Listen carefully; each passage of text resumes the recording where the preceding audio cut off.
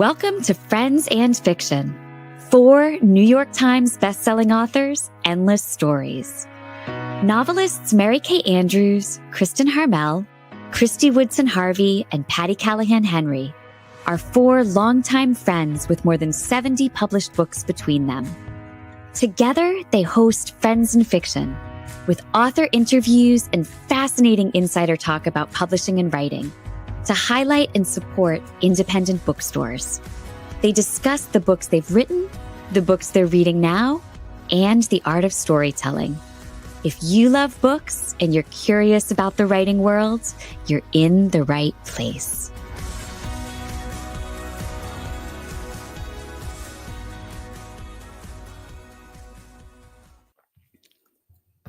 Hello, everyone. Welcome to the Friends and Fiction Show. I'm Kristin Harmel. I'm Patti Callahan Henry. I'm Kristy Woodson Harvey. And I'm Mary Kay Andrews. And this is Friends and Fiction, 4 New York Times bestselling authors, endless stories to support indie bookstores, authors, and librarians. Tonight, I'm coming to you live from my bed, of all places, where I am laid up for a few weeks after badly breaking my left tibia on New Year's Day. Not exactly the way I planned to start the new year. So forgive the weird camera angle and the bad hair and the weird sweater. I could have sat this one out, but I loved this book and I did not want to miss out on this conversation. Well, we're so glad that you're here. Thank you. Look, it's great being laid up in my bed.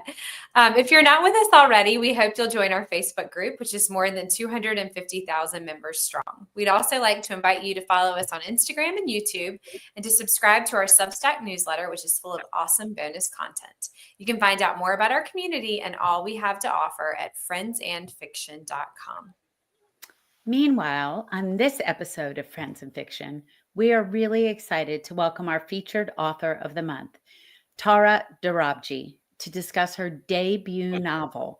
Debut novel, y'all, our Friends and Fiction, January 2025 pick of the month, Call Her Freedom. This will be released on January 21st, next week, and we are so excited to talk to Tara about it. Yeah, there's so much to dig into. So Tara's the winner of the Simon & Schuster's Books Like Us debut novel contest, which we'll discuss in a minute. But basically, it's a publishing program to make sure that diverse voices are being heard.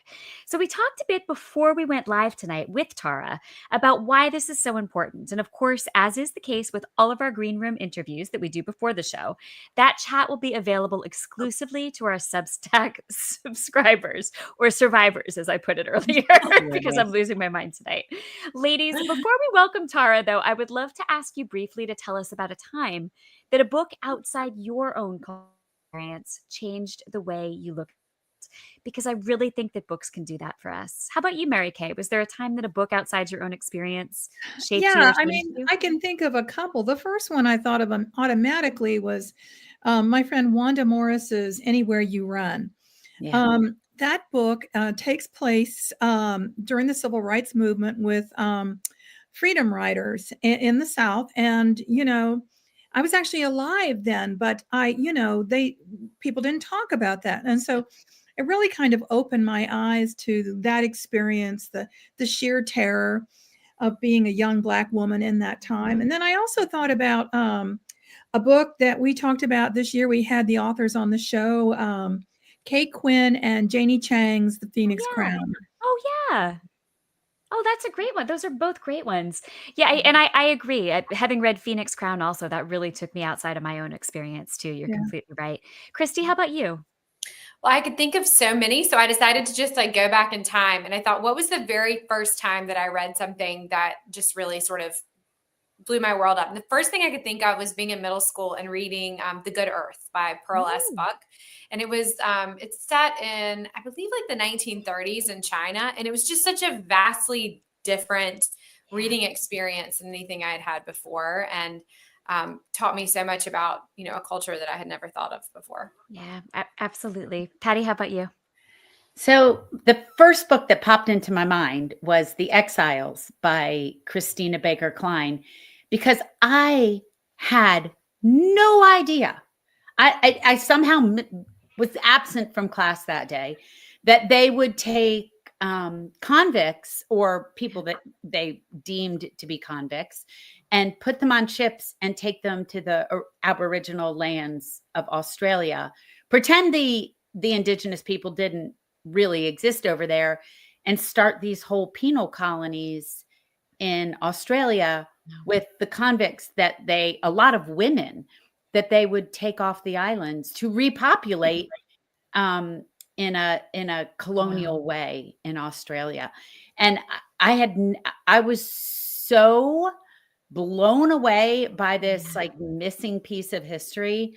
But I have to tell you another time that I've been transported, and it's not to another country, but we're having her on in a couple weeks, and I finished Harlem Rhapsody, and it's about the Harlem Renaissance in New York.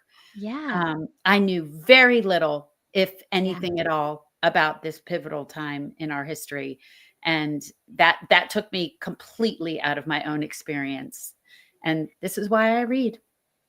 Well, a book that you have all heard me talk about multiple times before, of course, is The Diary of Anne Frank. But I think one of the most powerful things about that book is that even though it took place in such a different time and place outside of our own experience, you could identify with everything she was talking about, the things she wanted, the things she hoped for, the things she dreamed, the things, the crush she had on the boy, the fight she had with her mother. And I think it was just such an important moment for me because it showed me that even if we're different, there are so many things we have in common at our core. And I just think it's beautiful that books can do that for us. All right. So without further ado, I think Tara is going to have a lot to say about this too. Let's tell you a little bit about our guest tonight. Tara is the daughter of Parsi Indian and German Italian migrants. Her documentary film series on human rights defenders in Kashmir won awards at over a dozen film festivals throughout Asia and the USA, including the Jaipur International Film Festival. Tara's work has been published in Al Jazeera, the Chicago Quarterly, Huizache, and the acclaimed anthologies Good Girls Marry Doctors and All the Women in My Family Sing. A creative entrepreneur like us, she co-founded a family of organizations that demonstrate the power of artists to change the world. An adept public speaker and facilitator, Tara presents regionally and globally on topics including systems change, cultural strategy, radical resource redistribution, and our favorite, storytelling. She lives in Northern California with her family and her pet rabbit. I'm hoping maybe we'll get to meet her or him. I don't know if the bunny is a her or him. Her debut novel, as we talked about, Call Her Freedom. Look at that gorgeous cover. Yeah, it really is. Is set to be released on January 21st. Sean, can you bring Tara on, please? Hi, Tara. Hey, thanks Welcome. so much for having me. It's such an honor to be here. Oh, we're thrilled to have you, Tara. Thanks for joining us on Friends in Fiction. So I want to dive right in. Now, Call Her Freedom, the winner of the Simon & Schuster Books Like Us first novel contest, is a sweeping intergenerational family saga set in the Himalayas in a fictionalized version of Indian-occupied Kashmir, one of the most densely militarized lands on Earth. Spanning from 1969 to 2022, with an epilogue in the year 2030, which is really cool, the book follows Aisha as she moves from being a child to a grandmother, trying to protect those she loves most and her country from all the dangers that surround them. It's beautiful, it's vibrantly described, and it is so rich in culture. But before we dive into talking about the book itself, I would love to talk to you about the inspiration for it. I know that back in 2011, you flew to India, where your father migrated from, and you visited Indian-administered Kashmir, where you spoke to family members of some of the 10,000 missing men buried in mass civilian graves there. Can you give us a bit of background on the situation in Kashmir, where it stands today, and why this felt like such an important subject for you to tackle? Absolutely. So, Kashmir is one of the most, as you said, densely militarized lands on Earth. It's actually annexed between India, Pakistan, and China, which are all nuclear weapons nations. And actually, initially the relationship between India and Kashmir, it had like a semi-autonomous status, and there was a lot of harmony. But over time, that trust eroded and erupted into a full-blown occupation. And around the time in 2011, I was hearing about the summer uprisings and all the women and children out in the streets calling for freedom, calling for independence. And so I was really struck by it. Had started a novel, and there was a voice that was so distinct that came through. And I was like, this person lives in a militarized land. I think it's Kashmir. And so I decided to set out and go and experienced it for myself. Wow, that's incredible. Okay, I can't wait to talk more about this. So, just a reminder to all of you out there that this is our one live show per month. So, we would love to take your questions. We'll be asking Tara a few of them at the end. So, just put them in the chat and we'll pull a few for Tara. I just was going to read these really quick because I think this is really cool. People were like chiming in with the titles of the books that had sort of changed their life and opened their eyes. And people said American Dirt, Man Child in a Promised Land, Memoirs of a Geisha, Kite Runner, and Things Fall Apart by Chinua Achebe, which was the other one that I was going to say. Oh, wow. I read those that's two in the same great. year. I love that book. I've read that book like many times. Anyway. Oh, and A Woman is No Man by Etaf Rum, too. Yep. Okay, so Tara, let's talk about the family saga within the pages of Call Her Freedom. So I'd love for you to tell us a bit more about what this book is about. And then can you tell us what the book is really about at its core?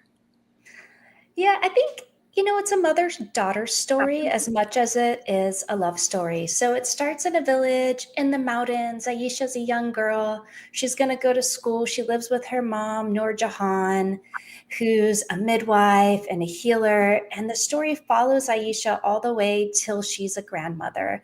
And as she grows, the land changes. It becomes increasingly occupied, and we see not only how she grapples with coming of age as a woman living by herself and with her mom in a village dominated by men, but also with the increasing militarization and occupation, how that impacts her search for love, and the relationship she has with her mother and with her children. And then go ahead. No, finish what you were saying.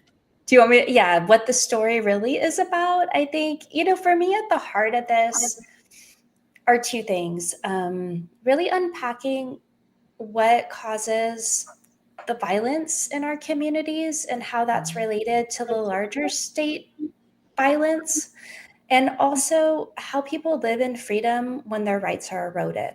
And I think that question really hits home right now in this moment here in the US, as well as in Kashmir and other places around the world. Yeah, very timely topic. Yeah, absolutely. Would you talk a little bit about the character of Aisha, who provides the main lens through which we see the story? I know there are other viewpoint characters, but it's Aisha whose life, as you said, leads us through the narrative from childhood into her late 50s. And I know you've said in the past, at a certain point, you had to make yourself get out of the way and let Aisha tell the story. Could you talk to us about where did Aisha come from for you and the experience of watching her come alive and take on a life of her own? Well, she's been very independent, even as, that's her character. And also, there wasn't a specific person that I based her on. She came out for me and was really defined by her own drive, defiance, her will to get educated, her capacity to move through a lot of difficulty, losing her home, but still creating new home, her commitment to culture. And there's sort of a pragmatic side to her as well, which drew me in, as well as her triumphant side. And she's nuanced, she's flawed. But throughout the story, she drove it. And and sometimes you get in there and I'd meet someone, they were super inspiring, and try to insert their story into her. But she was really clear that she wanted to drive her own narrative.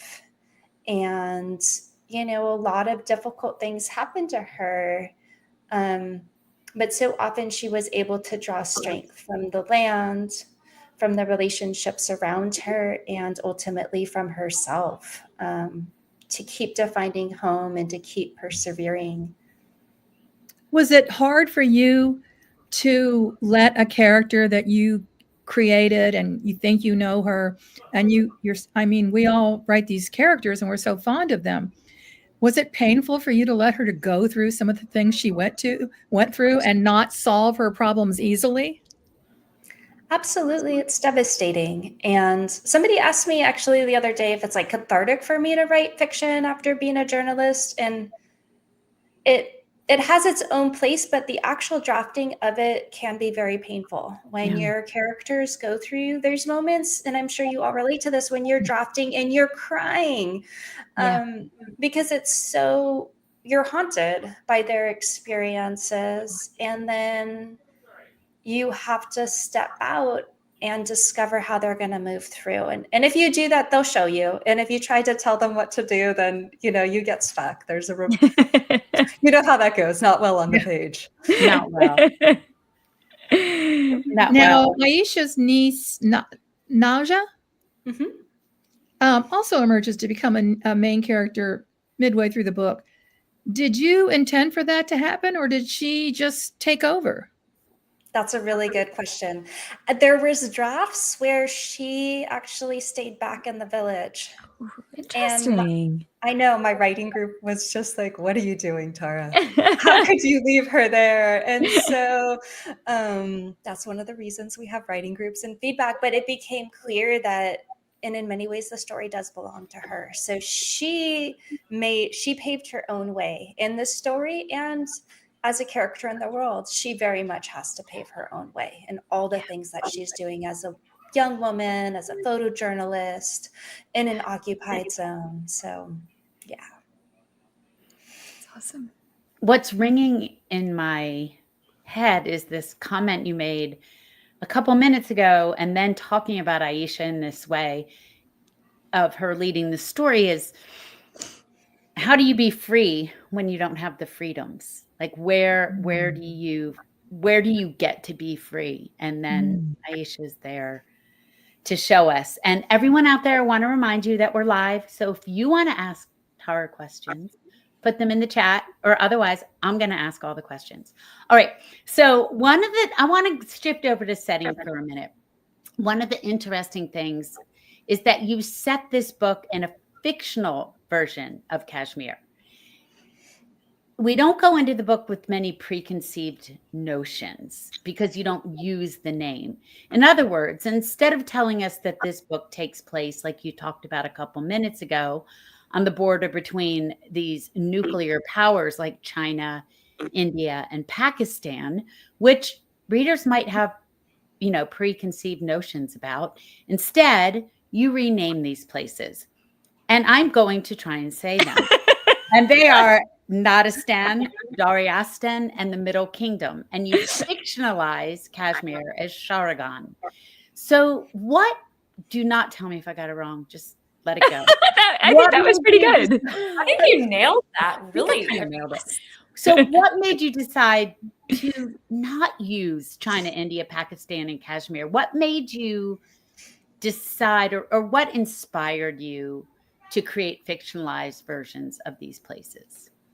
And I try, that's a great question, Patti. I tried it many ways, as we do. And when you write about a specific place, you're very beholden to it, Yes. down to the details. Yep. And I wanted to provide a container for these stories to emerge. And I also wanted to be able to look at different parallelisms.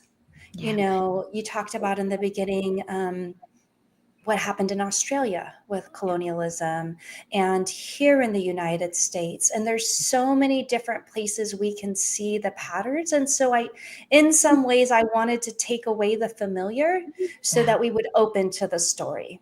Oh, I love that. Take away the familiar, because I rarely use, if it's a small town, I always make it up. you know, because I don't want somebody to tell me where the coffee shop is on the wrong street. Yeah. So, right. How did you come up with the names of the countries and villages? They felt so seamlessly realistic? What did you just sit down and be like, Nayastan, Sharakan? I'm just imagining, or did these names have meanings to you, or they just Why is there not a country called Pattistan? exactly or Peachstan? Or Tarzan? The question behind the question. Yeah. What I'm really asking is why you didn't use my name. No. So what made you decide on the names and villages? You know, I chose root words that I were like that. inspired. And then some of them just didn't work. Yeah. I definitely hit some, you know, along the way snags where, you know, one of the names that I had used, which was like an ancient name, then became very public, and I'd Google them and there was nothing. And then suddenly there was like 100,000 things associated with it. Oh, Like, you know, change the name. So I would check and I would Google and see where it led. And ask others, and then slowly these were the ones that really stuck. And so there was a process with it that I allowed to kind of emerge. I love that you tried and began with root words. I think that's fascinating. That's awesome. Yeah. Now, the title of the novel is Call Her Freedom. And the very last line in your acknowledgments at the back of the book is, after all, love guides us to liberation. And I think that struck a chord with all of us. yeah. Can you talk about those sentiments in the context of the novel, Tara?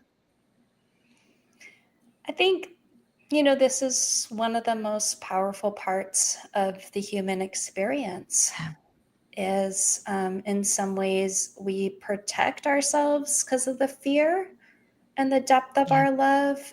And then when we allow ourselves to really feel it for each other and one another and our interconnectedness, that's our pathway towards liberation, right? And so the book is guided by love, and, you know, from mother-daughter through relationship to aunt to niece, friendship, all those parts guide the journey of the novel. And just like in this world, there's so much violence to move through for the characters, but at the end of the day, you know, she comes back to her heart and her love for the land, her community, and her family, and ultimately self, right? I think that there's a huge part of how we see ourselves and what we can forgive. So I do think there's a capacity of forgiveness in love that the novel reckons with as well. Beautifully said. So powerful. Yeah. And written. Well, as we mentioned earlier, the publication of this book came about in probably a kind of unusual way, and then you won the Simon & Schuster Books Like Us First Novel Contest for Underrepresented Voices. And I've read that before winning the contest, the manuscript went through many, many versions and was met with some rejection. And I remember being that person out there who was trying to get published. And I think we have, you know, plenty of those people in our audience. And I remember looking at, you know, people and thinking, well, they must have had a really easy road, or it wasn't like this for them. And so it's always really kind of empowering to hear that people, you know, do rewrite and do take different paths and do, you know, continue to persevere. So can you tell us a little bit about your journey to publication and about how you overcame some of those obstacles to just keep believing in yourself in this book? I think the stories that I uncovered when I was in Kashmir, I did go twice, were what drove me. The courage, the resilience, the power. Yeah. And there was, you know, I mean, we all get rejected so many times. There's so much more rejection, and the pathway is so unique for each writer. There's no two stories. And so I did have this magical twist in the journey when I won the contest. And I wrote so many drafts. I mean, I'd say at least 30. I stopped. I mean, I really worked it, because you just keep going with it, and you change and grow. The characters do, the timeline, the world changes. And you're looking for that magic moment, right? When you're the person that can release the work and the world is ready for it and they meet. Yeah. And you can't calculate when that will be. And so I do think that there is a part of faith. And I had to ask myself, is it okay? Will I be satisfied with what I've put into this if it's not published?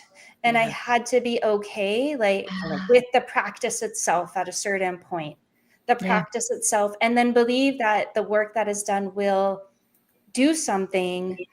It changed me, and have an opportunity to reach the right people at the right time. You just sort of have faith in it. So I do think that there is a part of it that's faith driven. Of course, there's like craft, discipline, keep trying.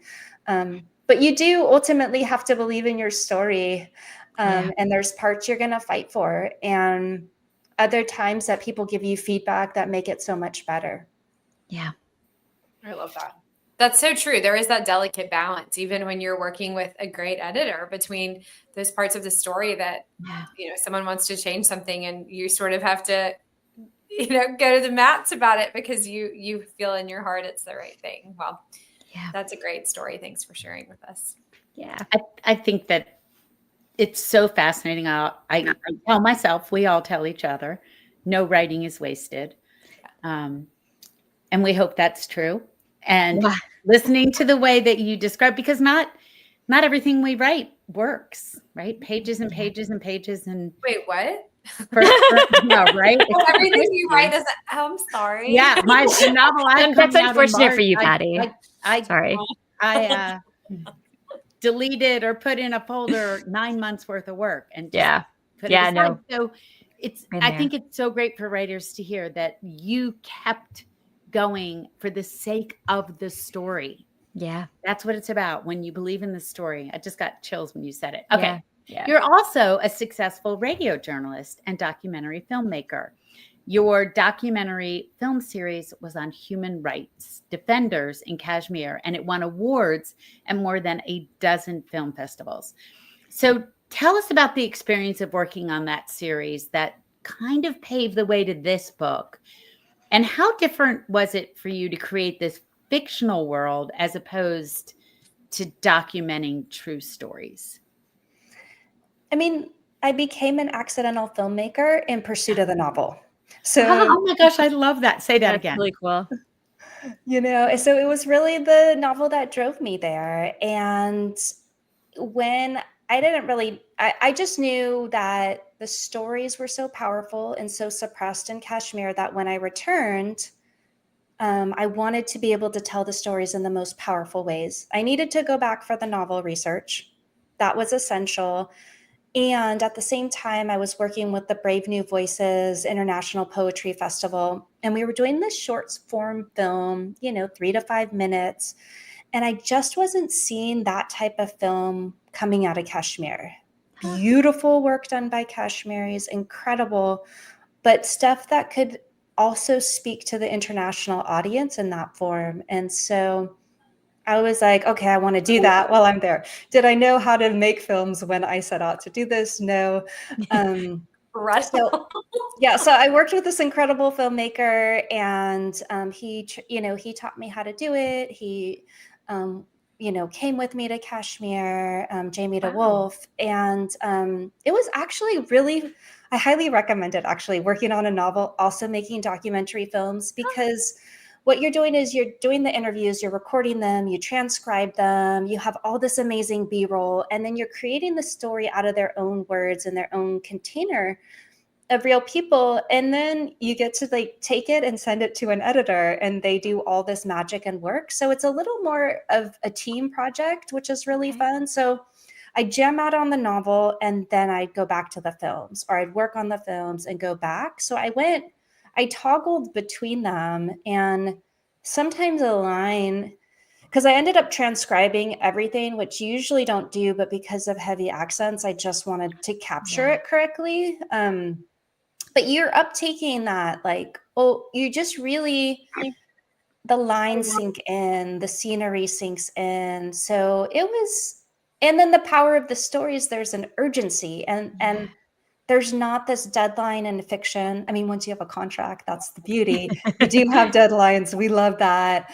But in the creative practice, until you get there, the timeline's funny. And when the stories are urgent, then it was so satisfying to create these films that could really serve some of the core needs of the community members. And in that way, they were gifts to the community groups working on the ground. Was there any kind of a language barrier, Tara? Absolutely. And of course, I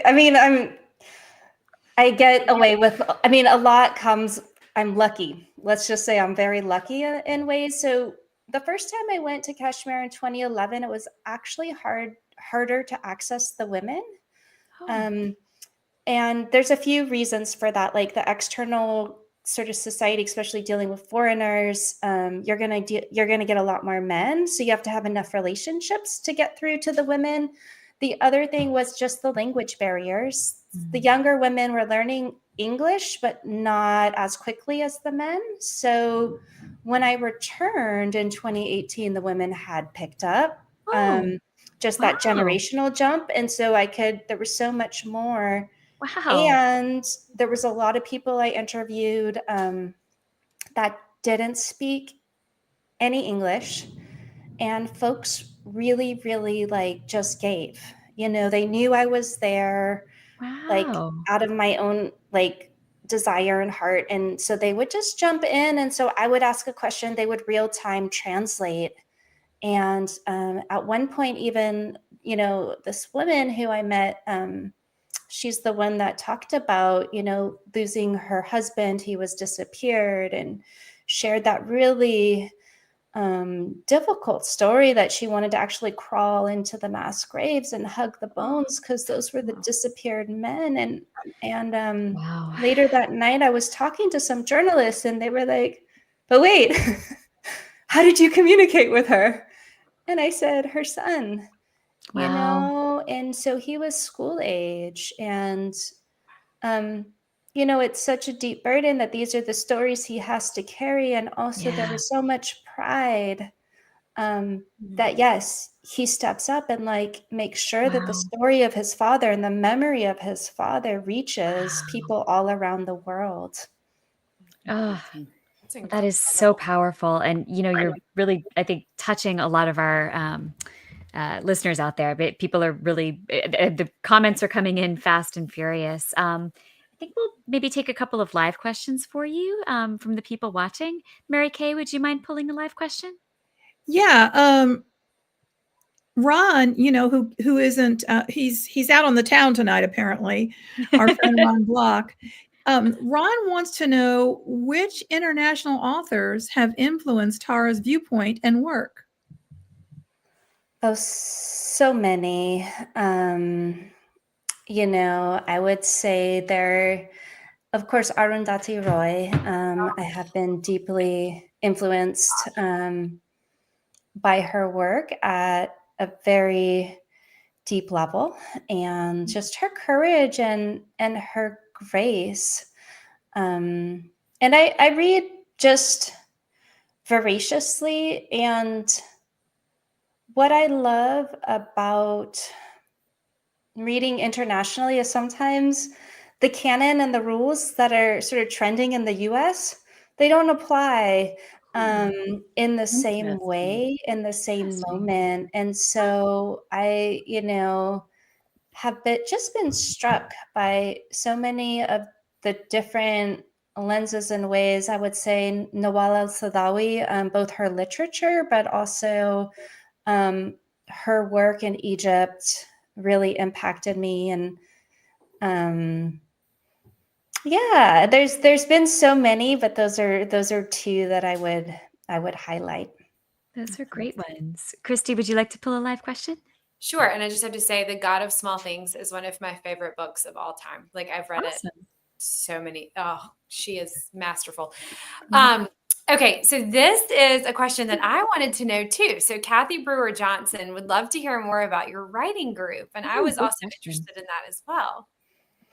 So I'm blessed, like the four of you are. I am safe to say I have one of the best writing groups. So it came out of Voices of Our Nations Arts Foundation, and which is a multi-genre workshop by and for writers of color. And I working with some of the most amazing writers. Many of whom were faculty there as well. So I'm like the junior in the group. But Almaz Avenader, Faith Adiele, Susan Ito, they all have incredible books and literature. And I mean, what's so generative and amazing about our writing group? So we try to meet every 2 weeks, schedule willing. We review one person's work, and I learned so much from the conversation. And so I don't think any of us have like read the work and then come away the same, but when we talk about the work, it takes on so much more dimension, and it's been a place I've learned so much, but also the relationships are just tremendous. Like we go through everything, the heartbreaks, the celebrations, the joys, all of it together. And so the community itself is the biggest gift. And I'd say also for my relationships in Kashmir, the dear friends that I met there, that's like the biggest gift of this work is those relationships. Yeah, that absolutely makes sense. Patti, would you mind pulling a live question too? No, I definitely will, but I want to tap back because of what you just said about making friends in Kashmir and how you're an accidental filmmaker in pursuit of a novel. Yeah. I think all of us who do a lot of research for our books, which is all of us here on the screen, often struggle with what to do with all that research that doesn't end up in the book. Yeah. And twice I've done a podcast series on it, but how brilliant to turn it into a documentary. Yeah. Tara, that's just what an incredible way to use the pieces and parts that won't and didn't show up in the novel, that undergirded the novel, but didn't show up in the novel. Brilliant. Yeah. It's really, I'm going to be thinking about that for a while. So meanwhile, there are going to be documentaries taking place. I know, right? F&F documentaries. I mean, really, I'm like, how brilliant. It's just really fascinating. So this is from Claudia Dursa, and she's watching us on YouTube, and she wants to know if there has been a part of you that fears retribution or being censored by one of the countries involved. Yeah, I'd say, my first documentary film is on torture, state induced torture in Kashmir. And so there are stakes when you share those stories with the world. The stakes for me aren't as high as those living in Kashmir. And so, my dear friends, journalists, artists, have been incarcerated for their work as human rights defenders. And so telling stories that are true can have grave consequences. Yeah. And so I think it's really important when I always connect with the purpose, like what's the purpose of the story? And then if there's risks, I go back to the purpose and then think about if how I share this will serve the purpose or not. That helps me decide. Of course, with something like this book, it becomes public domain. And so there's so much discourse that happens, and you don't ever want to act out of fear. Yeah. Because that's another form of control that just leads to more chaos. And so I think hearkening back to that question is we choose love. These were stories given to me by people as a form of trust, with deep love. And one of the women said, when I know, my story's heard outside of Kashmir, that gives me hope. And so, the message with this is one of hope with love and a belief that we can collectively change. And so that's what guides my work, not the fear. Oh, I That love is that. incredible. Well, Tara, we have lots and lots of viewer questions coming in. So if you have a chance in the next few days to visit our Facebook group and our YouTube channel, you might even be able to answer some of those questions yourself and engage with our community. I think people are really responding so enthusiastically to what you're saying. I think everyone's really touched by your words. But Tara, if you would stick around, we have a little bit more to talk to you about. But first, we have a few quick reminders for our listeners and viewers out there. All right. I feel so moved. Feel I like know. Yeah. to talk about this now. Okay, ready? For all of you watching and listening, we encourage you to rush out and buy your copies of Call Her Freedom. And after hearing about all of this, I don't know why you wouldn't. And the perfect place to do that is the Friends and Fiction Bookshop on bookshop.org, where all your purchases support our show, our guests, and the very reason we started this show almost 5 years ago, indie bookstores nationwide. Speaking of indie bookstores, your friendly neighborhood merch committee, that's me, is here to remind you about our Friends and Fiction 2025 book subscription box, available only through our friends at Oxford Exchange. For an all-in-one price, you get 3 separate shipments in 2025, in March with Patty's new book, in May with mine, and in June with Kristin's. All of them are signed, all of them are hardcover first editions, plus you'll get exclusive gifts, a Friends and Fiction friendship bracelet and car magnet that are available only in this bundle. So visit Oxford Exchange now to get yours, and you can link to that from our website too at friendsandfiction.com. And I just wanted to say, you guys, we sold more than double before the holiday season of this box than we ever have before. So if you Really? want, They're going fast. Oh, it was that more much? than Wow. double. I mean, like way more than like time and a half. That's So, amazing. yeah. So some of these Wow. things are limited edition items. So if you want to get your Yeah, box, that's true. we sure would love it. We sure would. And the other thing we would love is don't forget to visit friendsandfiction.com for details on our show schedule, upcoming in-person events, and we've got some coming up. We do. Hello. The award-winning Friends and Fiction official book club with Brenda and Lisa, our merch store, and our Substack newsletter sign up. All right. Speaking of Substack, I love talking about our Substack. So here I am again. I'm just beating this drum because it is so much more than a newsletter. And Yeah. I have kind of become obsessed with Substack on the whole. I scroll through it now as much as I do Instagram. There are so many interesting things on that app, including us. But you learn a lot more on Substack. I do. I've learned so much. There's so many great Yeah. essays. And anyway, that's where we are, Friends and Fiction. And so you can read all our free weekly posts on the Substack website or app, or subscribe, and they will just land directly in your inbox. If you upgrade to our paid Substack, which is only $5 a month, that's like 1 cup of Starbucks, you'll have access to deeper dives with our weekly show guests, like the Green Room that we just did with Tara, plus monthly roundtable discussions, like the amazing one we did on writing tips, our own and those from guests we've had on the show. Like I said, Green Room, like we just did with Tara. And now we are having additional question and answer sessions with authors who we just haven't been able to get on the show.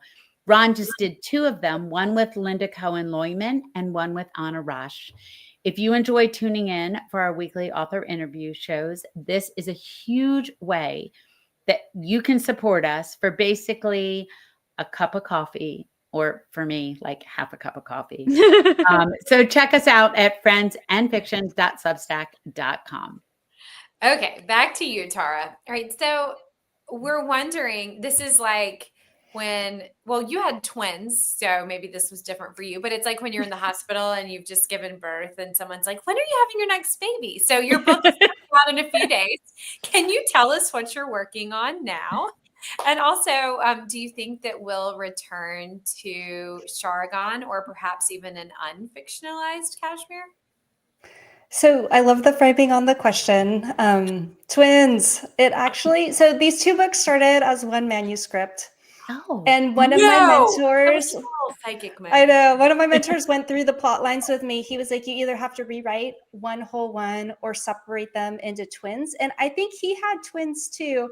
I was like, okay, this is a sign I'm going to make them too, which was a Ah, really good decision because this was already such a full, like, there's a lot happening in the universe in my head, so I often take on too much. So the second book deals with the similar themes: militarization, violence, love, family secrets. What is the truth and how do you find it? And takes place in Livermore, California, home to one of the world's primary nuclear weapons labs. And so it follows a young woman who's coming of age in 2001. And she starts uncovering all these family secrets. And as the web sort of dissolves, she realizes that some of the classified work around her has contaminated her town and ultimately changed the function of her family. wow. Oh my gosh, it sounds cannot so wait. interesting. I'm so glad you asked that question, Kristy. Yeah. Yeah, everybody's going to be waiting for that. Okay, now tell us where everybody watching and listening out there can find you online. And you're going to be doing some events around the San Francisco Bay Area. Is that correct? Yeah, I have a bunch of events starting next week in the Bay Area. This is sort of my kickoff event with you all, which is very We're so happy to be your exciting. We're so happy to be first. So We're fun.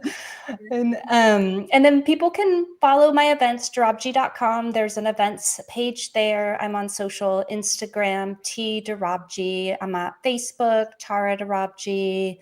I'm on YouTube. You can see one of my films there. I have some cool. interviews as well. So Tara Dorabji, have a channel on YouTube. Great. We can find you everywhere. I love it. Well, Tara, thank you so much for talking with us today about just all of these, just this incredible world that you got to experience, but also this world that you created on the page. I mean, I think it was powerful on the page, but then hearing you talk about it tonight, to me, just brought it to a whole nother level. This is, it's incredible. And I'm so glad this book is going to be out in the world next week. And I think it's really going to change the way people think about that area of the world, but also the way they think about their own relationships and their own coming of age and their own struggle for freedom in their own lives. So Tara, thank you so much for sharing all of this with us tonight. We really appreciate it. Thank you so much for having me. And it's just been such an honor to be with you all. I'm just such a fan of your group. And you just really demonstrate the power of community of writers, and not only like the community you create together, but what you're doing for other authors, for bookstores, for libraries. So thank you. It's been such an honor. Thank you. What a nice thing to say. Thank you. We're honored. All right, everyone. Be sure to tune in next week when Mary Kay and Ron will welcome the master of the legal thriller, #1 New York Times bestselling author, Scott Turow, to discuss his brand new novel, Presumed Guilty. That show will air on the Friends and Fiction Facebook page and YouTube on January 22nd at 7 p.m. And then, of course, on Friday the 24th, it will be on the podcast. Thank you to all of you out there for being with us. We'll see you next time. Good night. Good night, everyone. Night.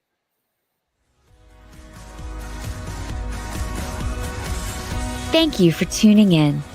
You can join us every week on Facebook or YouTube, where our live show airs on Wednesday nights at 7 p.m. Eastern Time. Also, subscribe to our podcast and follow us on Instagram. We're so glad you're here.